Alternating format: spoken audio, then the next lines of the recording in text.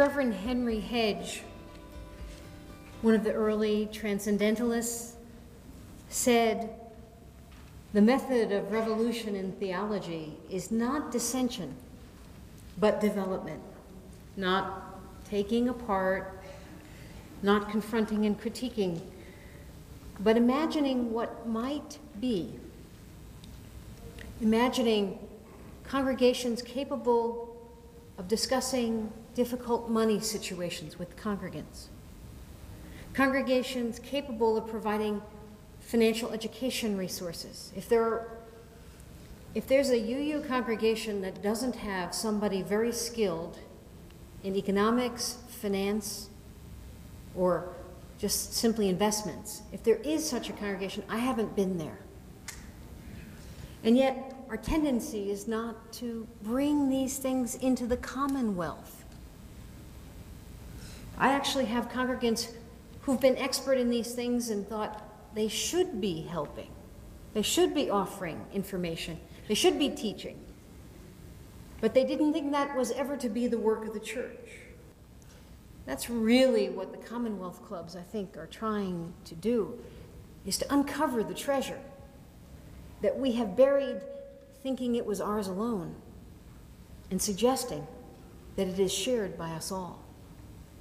Now, the stewardship ministry is, the tendency is for us to get wrapped up in the annual fund drive. Anyone here ever been on the phone calling list? After you've sent 3 letters and 2 postcards, conducted 4 testimonials from the front of the house, devoted virtually the entire newsletter to the whole capital, or to the annual fund drive.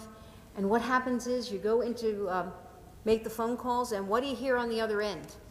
"Oh, I didn't know we were doing that." Our work, though, truly in this ministry needs to be to invite people into authenticity.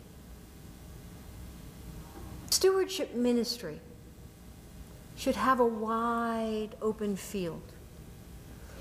It should be able to meet the person having difficulty with a ready resource, without shame, without judgment about their capacity. How do we teach people what it means to be generous if we never talk about learning to be generous, both our failures to be generous and our learnings about how to do so? There are some truly concrete ways that we can reach out to people. In many African American churches, they have Sundays where people are encouraged to bring forward credit cards and cut them in half and put them in a basket. An act of declaring themselves independent of the use of credit that invites them to live beyond their means. Can you imagine this in your congregation? But there are persons beholden to these cards, yes? How many of us allow or encourage people to pay their pledges with MasterCard or Visa? Yeah. Difficult choices that we must make as to whether or not we will empower ourselves as Unitarian Universalists to tamp down the power of money and to hold up the power of community. Well, our faith has really upheld the value of the individual. We love to quote Emerson. We love to quote Thoreau. And it's great, because anyone forcing an ideology upon your conscience does you great harm. But maybe what we haven't done enough of is to remind people why the common things we share, the commonwealth, the commonweal, the community we have, is worthy of our putting our best interests aside from time to time and stepping into what is in the best interest of the group. We're not always particularly skilled at doing that. We're not always acknowledged for doing it. And yet, when people do it, it's one of the greatest acts of faith we have in each other. I think it's not honored enough, and maybe not yet understood by us all. What we're asking people to do is basically cultural transformation to affect in not only in their congregations, but hopefully spreading beyond our walls, to have a sense of the possibility that other communities can tell us about understanding that what we have, we did not earn ourselves. What we have belongs to the community as well. That what we earn and the money and resource we have can be more satisfying to us if we open our hearts. And to do that, we'll have to stop reacting in fear about whether or not other people know what we do with our money. I've had the privilege to serve with Reverend Jean since September of this year. And as she mentioned, it was a blessing for me to be with her also. And I've come from a tradition, and I was a administrator and the director of finance and development at a African American Baptist church. We had a membership of 2,000 members, a budget of around $1.5 million, and we're in the inner city. And when I went to First UU, that was in a more affluent area of the city, approximately 600 members and friends, a budget of $650,000. And being from Richmond and knowing the demographics in the area, I was kind of surprised of the disparity. Coming from one area where you had a mean income of maybe $30,000 per household, into another area where there's a median income of about $65,000 per household. So when I went there and saw the discrepancy in the budget, I thought to say, wait a minute, what's up around here? So anyway, I had to take off my Baptist sunshades and my step away from my cultural biases and theological biases to give objective observation. And first, before I share some of my observation, I just want to give you a few perspectives of how we in the Black Baptist Church especially view stewardship or giving. In the black churches, basically the theology of stewardship is primarily about our relationship with God. And I hope I can say God in this room. Okay. Amen. And what we do with our lives. We believe that God is the true owner of our possessions, and we are accountable for the acceptable care of the use of those possessions. And based on our beliefs, we feel that we are spiritually obligated to give financially to support our church in addition to giving our spiritual gifts. It is our duty, our tradition. It's also an act of worship for us. Stewardship is not primarily about fundraising. Fundraising is usually emphasis on the need to raise money to pay bills, to pay salaries, to make the annual budget. In our context, stewardship is primarily about caring for our neighborhood, our community, our members, our planet, our relationship, and most importantly, caring for our church. Now, historically, in the African American community, giving has its roots in the past inequities of that were suffered by the people of our community, such as slavery, segregation, discrimination. And earlier on in our history, the black church first established a tradition of charity to allow support, mutual aid, financial support to our members, and to provide services such as medical services, social services to our members who were not afforded those same opportunities in the white community. The black church today still figured prominently as a conduit for giving, where the majority of our charitable contribution goes to the church. So basically in our context, in our community, we place church in pretty much top priority as far as where we give our donation and our money. Saying all of that, there is a major emphasis in tithing in our church. And historically, tithing has been a point of a far greater emphasis in our community versus the white church culture. And generally, in most of white church communities, they had many more major contributors to their churches than the black church. For example, when someone like Joel Osteen or Robert Schuller decided to build their large sanctuaries, they had thousands of supporters who contributed $1 million or more. In contrast, African-American pastors had to focus on gathering resources from a collective body of people. Now, in some cases, some African-American churches had to rely on fundraising in addition to tithing. However, the church in which I serve, Trinity Baptist, we place our emphasis on tithing. We taught it to our new members, we preached about it, and biblically speaking, we taught our members that 10% was the only way, and that was the minimum. And one of my colleagues will often say, here at Trinity, in reference to fundraising, we ain't going to sell chicken dinners, we ain't going to have fish fries, we ain't doing car washes, we ain't having our babies selling trinkets. We will support our church by tithing. So basically, tithing was the way to go. And every leader in our church, from the pastor through the president of the usher board, was expected to tithe. And those who didn't tithe weren't allowed to be officers of the church. Our members were encouraged to tithe. Now, to be quite honest with you, it was a faith journey for a lot of folks to get to that point. And everybody that came into the church weren't tithing immediately.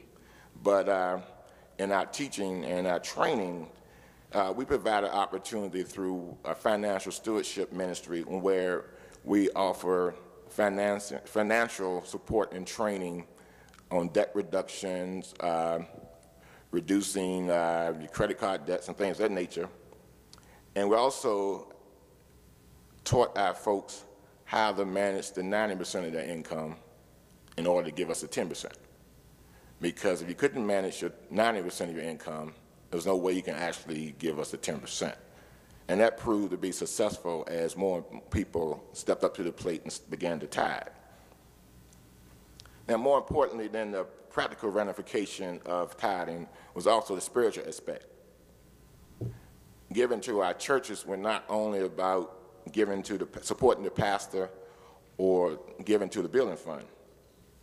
We're basically taught that we give to God because God's already given his best gift to us, which was abundant and eternal life. And we also were taught that, biblically speaking, that someone treasures where your heart was also. So basically, again, tithing about that strong relationship that we had with God and our support of our church, which had a major impact on our communities. And one of the first things I observed when I came to First UU and was reviewing the pledges, I saw this notion of fair share to the church.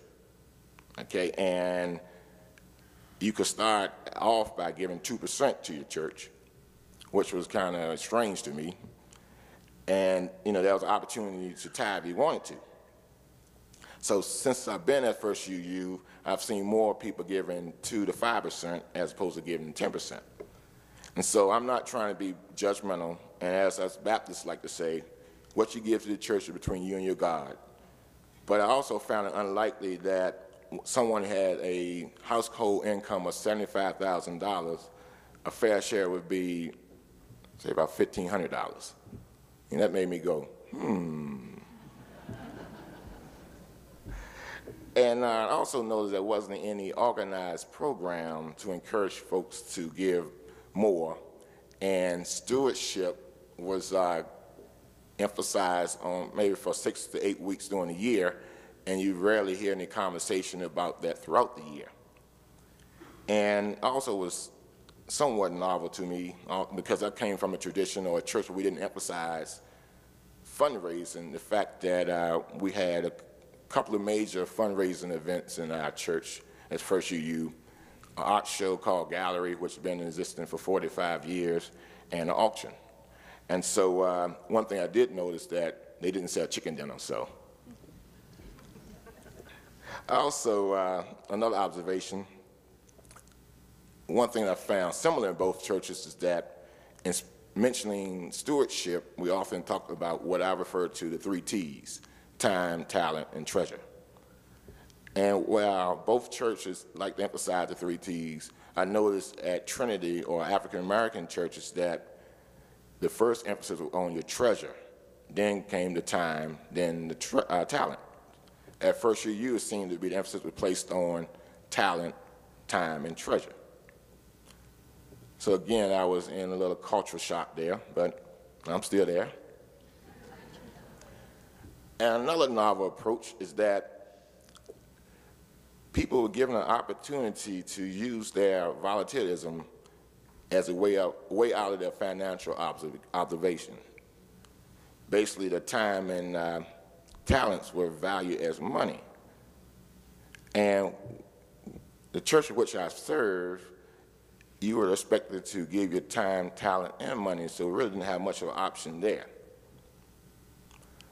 Also, as was mentioned yesterday, someone mentioned the equal sacrifice, not equal giving. So again, we emphasized that, realizing that everyone couldn't give the same amount of money, but they could sacrifice equally. Whereas I noticed that First UU is more about the equal giving piece, and I didn't see a lot of the sacrifice. Hence, explain where someone making $100,000 a year is comfortable giving $1,000 to the church. Also at Trinity and a lot of African American churches, when it comes to giving, we have some people who actually feel that they're not giving enough to the churches. Sometimes when there's an opportunity to raise money in addition to your tithes for a church van or to add an addition to your sanctuary, we actually have members who will forego paying some of the other obligations, some of the credit card bills, or in some cases, this is a stream, but even some of the mortgage payment just to pay for the van. And I don't always advocate that, but that's where their faith was. So I've noticed there was a lot of differences in the two churches, and I'm not here this morning to basically beat up on anybody or saying which way is better, which way is worse. But one thing that brought to mind, especially after sitting in this session on yesterday, and we're talking about the current economic condition, and I know the economy is hitting everyone pretty hard, but one thing I have observed, basically in the black churches, we seem to keep on rolling. Trinity was in existence for 100 years, and of course in that time there was a Great Depression, numerous recessions and things of that nature, but during that time the community stuck together. We had mutual aid society where we fed the widows and the orphans, a food bank, clothing for a clothes closet, assisting people with their mortgages and things of that nature. Even in this tough economic time, the people still continue to give to the church. And I guess it's a faith story where they believe that if they continue to do what God has asked them to do, by their faith, God will make a way for them. Now, what I've noticed here at First UU is that in this economic climate, people are much more affluent, more able financially to support their families, higher medium income ranges. It just seemed like to me that anxiety has taken over. And you may not be affected by it personally, but you may know someone who is. Your next door neighbor might have lost their job. A relative company might have gone bankrupt, and some of your investments might have gone south. So because of that anxiety, I believe some of the members of First UU have decided to reduce their pledge or not pledge at all. And again, that has to do with your own theology and your own faith perspective about giving and supporting your church. So in closing, although there were a lot of differences between the two churches, one thing that we can agree on, and I like to share this quote with you from Stephen Gray, is that we all have an opportunity to use resources to help care for others and those who are less fortunate than we do as a sign of gratitude. And the essential question is not how much we can afford to give, but how much we can afford to keep. Thank you, and God bless you. I mentioned before that it was a wonderful day for us when Sherman Logan walked through the door. You know, I believe that we can be responsive to a sort of inspiration in our lives. But the minute I met this man, I knew that somebody else was out of luck and I had just fallen into it. Reverend Logan and I sit in my office from time to time and tell one another stories, learn and hear one another's truths, discover different perspectives. He is now one of my main teachers in life, and I think sometimes that maybe I am one of his. And we are working on this journey of how to move from the place we feel is the old story to the new. He has shared with you how in his church there is not a response to requests for supporting the church that says, oh, I give my money elsewhere.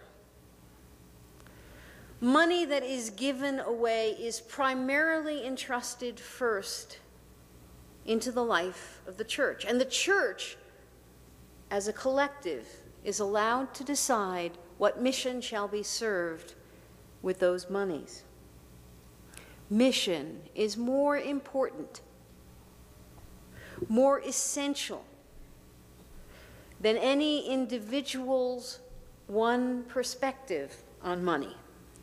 Money is given away without expecting to decide every penny of its expenditure. Money is given into a commonwealth in which people gather together in mutuality to decide how shall it be spent, what shall it accomplish. Sherman didn't tell you some of the things that have been a little strange about our place.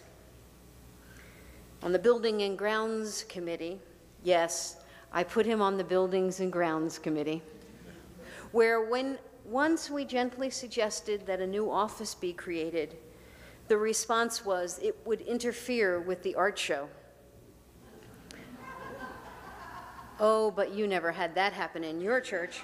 Anyway, when that was suggested, and it was decided that would interfere with gallery, Sherman had a look on his face to say, and what about the mission of the church? Exactly. So often you think that we should give conditionally, approving.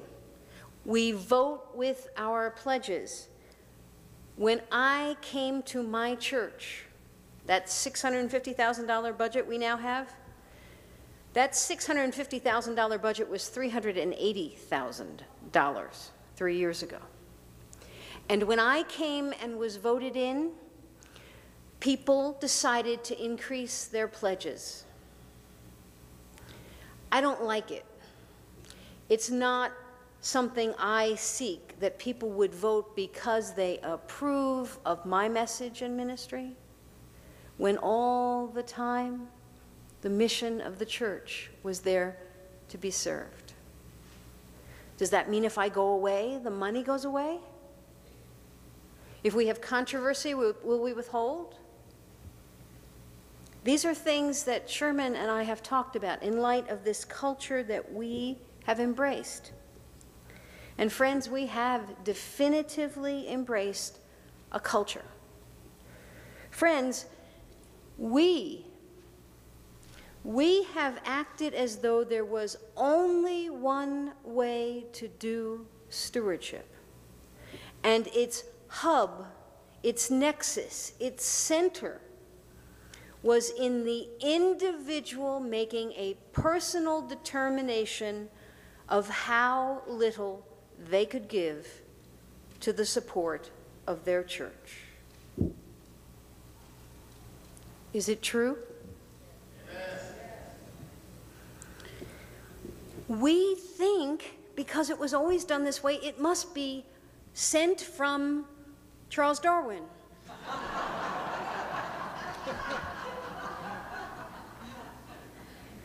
We think it must be the only true way. But I ask you to look at my brother, Reverend Logan, and say to you, does he not speak truth?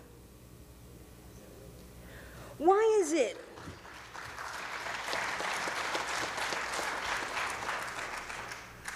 Why is it that we sometimes imagine we can go headlong into a diverse world future, acting like white thought from liberal churches is the only insight there is on giving? And how can we expect to welcome anyone outside of that small and shrinking circle if we cannot affirm knowledgeably and well the true generosity inherent in tithing and working toward tithing? Do we shunt aside the tithers who are making big and generous, bold steps to develop generosity in their own lives?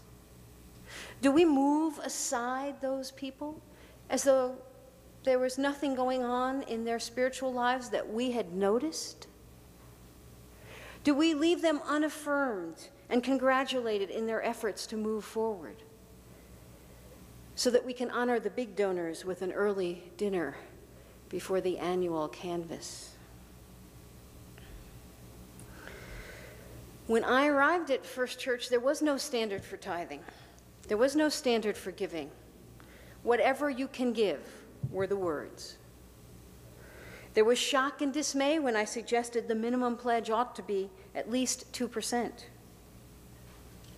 There was no real confidence that anyone would give at that level. And so when I started to say 5% should be the norm at least, and that in time we hope to move to 10, many a person lost faith and left the room. The message of the importance of our letting go of the old economic story and moving toward a new one. And Sherman's sharing with us the wisdom of people who know how to survive hard economic times much better than we. Those are invitations we are receiving to move into a new culture, to allow many cultures in our church, and to question, finally, clear-eyed and logically and soundly, out of a love of our church, to question why we do things this way, why we cut off our nose to spite our faith, why we don't believe enough in our people to say, most of us have enough to tithe. Now, this is a huge cultural change for us as Unitarian Universalists, enormous. And I'm just going to leave it there for a minute and hope you can hold on to that large transformational question. Because that question, that practice, would beg another question. Statistically, we know that most people are not in control of their own finances. And by that I mean most people, and this is a generational issue as well, most people don't track their spending, don't plan their spending. Very, very few people have budgets. Very few people are deliberate in the ways they handle their money. It's not, those of you who are in older generations, you are probably better at this. We just know this from research, but younger generations, it's not the case. And that is particularly true for people who are in my generation, the 45 and under set, who have been told, we have been told our whole lives that we can have whatever we want and we can buy it on credit. And that in fact, And Paul Razor talks about this in his book when he talks about commodification. It used to be that you were defined as a citizen. Then your identity was as a worker. Now it's as a consumer. And it's not whether or not you can, we give no value now to saving. We give all value to, can you buy the things that mark you as a person of worth? Teenagers and cell phones. Remember, or teenagers and sneakers. Remember the shootings that went on around sneakers? Yeah, but for these kids, if they don't have that, they're no one in their school. They're no one. And we're asking them to swim against that cultural messaging. They're no one. So how are we to help people move against a cultural narrative that tells them that they are what they own? And how are we to help them learn good money habits that will actually empower them in this consumerist culture? Sherman named some of the excellent ways that churches in other faith traditions have done this. Debt reduction, mentoring, financial mentoring. Someone says, I am in over my head and I need help. And the churches have mentors who will participate in the decision to cut up their credit cards and then help them plan a budget and stick on a budget. And I even read a story about a program like this where when a person had a moment where they really wanted to buy something, you know, the impulse buy, not on the budget, standing in the store. For me, it would be the really cute shoes. And they call their mentor and say, I want to buy this. And the mentor says, is it on your plan? Okay, it's not on your plan. How does this change in your spending express who you really know yourself to be? Those kinds of questions. No faulting, nothing that sounds like parental scolding, just standing with people in their desire to become a person of wholeness in their relationship to money. But I think you can probably begin to imagine ways that your congregation could help people learn how to manage their money so that they effectively, as Sherman said, use the 90% that they are given in order to have whole and healthy lives. People are so hungry for this, and they are so ashamed of not knowing how to do this. The average credit card debt for families is skyrocketing. People are buying their groceries on credit cards because they don't know how to manage their money. So I'm hoping that that gives you just a sample of the ways that you could do stewardship as ministry to people's real financial lives. People who have a lot are burdened by questions of how to best use their money. People who are deeply in debt need help, need shame-free help in getting out of debt. People are hiding their pain, and it is imperative that we assist them. Not only will this help your fundraising, it doesn't even matter actually if it would help your fundraising, it is simply the right thing to do. It's hard to start the work of stewardship under a different model. It's hard to work in stewardship in a model that says we have to change the very way we think about money and money talk in the congregation. Therefore, the very first thing you need is a sound group of allies. Think of 3 people you could go to and tell them of the importance of the work, about how you together could begin slowly and patiently, maybe over 5 or 10 years, to begin a conversation in the church about money and the money life of the congregation members. And above all, ask for cohorts who will stay with you in the work as a ministry, because this is the work of generations. It will take 25 years to really move to a healthy place. So find good comrades for that time. There are people who are doing this work alone in our churches. Maybe they didn't come to General Assembly, or they don't have someone else that they can turn to, and they really love their churches and they want to see this kind of transformational stewardship come to being in their own congregations. And I know that that's hard, and I want them to know that there's a whole great group of us doing this work, and that we are all engaged in an endeavor that is larger than our own lifetimes, and that their work in the effort is valued and cherished.